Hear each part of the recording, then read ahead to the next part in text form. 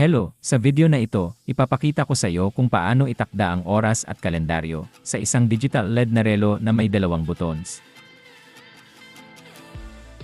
Pindutin ang itaas na buttons upang i-activate ang relo, at pagkatapos ay pindutin ang ibabang buttons upang ilagay ang mga setting. Gamitin ang itaas na buttons upang itakda ang oras ng iyong lokal na oras.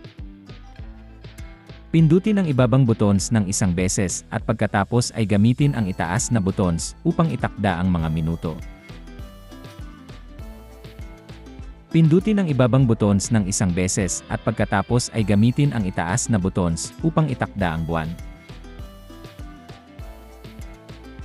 Pindutin ang ibabang buttons ng isang beses at pagkatapos ay gamitin ang itaas na buttons upang itakda ang petsa. Pindutin ang ibabang buttons ng isang beses, at pagkatapos ay gamitin ang itaas na buttons upang itakda ang taon. Kung hindi sinasadyang lumampas ka sa kasalukuyang taon, maaari mong patuloy na pindutin ang pindutan hanggang sa mag-reset ang taon. Nga pala, ngayon ang pagbubukas ng FIFA World Cup 2026. Sabihin sa akin sa komento sa ibaba kung aling bansa ang iyong sinusuportahan.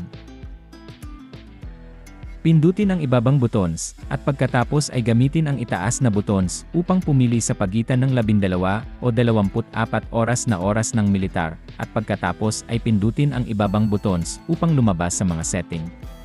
Salamat sa panonood ng video na ito, at paki-subscribe na rin sa aking channel.